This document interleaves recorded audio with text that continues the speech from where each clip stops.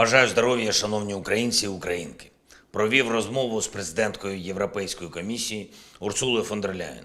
Обмежувальні заходи проти нашого аграрного сектору з боку Євросоюзу скасовані. Зараз важливо, щоб європейська єдність працювала на двосторонньому рівні з сусідами, щоб сусіди у час війни Україну підтримали. Європа виграє завжди, коли договори працюють, а обіцянки виконуються. Ну а якщо рішення сусідів будуть не сусідськими, Україна буде цивілізовано відповідати. Провів і тривалу нараду з урядовцями, офісом щодо подальшої нашої тактики захисту договорів і вільної торгівлі в ЄС. Допомагаючи один одному та захищаючи нашу спільну свободу в Європі, зокрема економічну свободу, ми зміцнюємо усіх в Європі. І особливо це важливо зараз, в умовах такої геноцидної агресії, яку розв'язала Росія. Провів сьогодні нове засідання Ставки. Перше і головне – фронт. Главком Залужний, командувачі, доповіді щодо ситуації на основних напрямках. Керівник ГУР Буданов, окрема доповідь, міністр стратегпрому Камишин, змістовно про виробництво зброї і снарядів в Україні. Кожного тижня фіксуємо прогрес держави у власному оборонному виробництві. Є вагомий і дуже потрібний Україні результат на Бахмутському напрямку. Наші воїни звільнили Андріївку, 3-я штурмова, всі задіяні сили, штаб, командувач генерал Сирський, хлопці, всім вам дякую. Наші активні дії тривають і в районах Кліщіївки, Курдюмівки, 36-та окрема бригада морпіхів, дуже потужна дія в районі Опитного та Водяного. Дякую вам, хлопці. Район Вербового, наші незламні воїни, дякую. Район Новопрокопівки, молодці. Пишаюся всіма воїнами, які наближають нашу перемогу.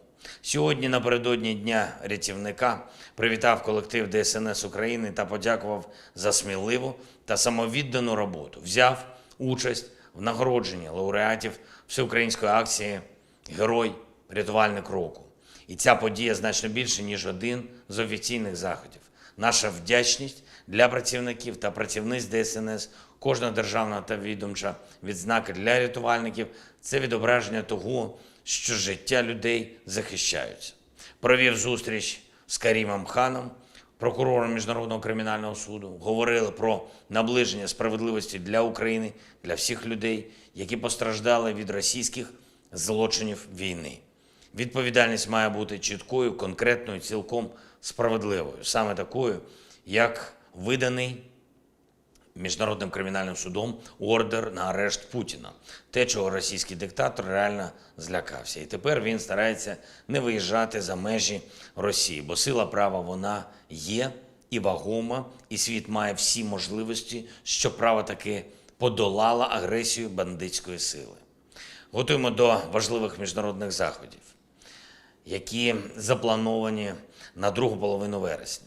Сьогодні провів кілька тривалих нарад щодо цього. Робимо все, щоб для України були вагомі результати і в нових оборонних пакетах від партнерів, і в рішеннях міжнародних інституцій. Працюємо і для посилення інституцій України, для спроможності нашої держави остаточно знищити олігархічно-корупційні впливи. Впливи, якими, зокрема, Росія так довго користувалася, щоб послаблювати Україну, щоб постійно під'їдати суверенітет нашої держави.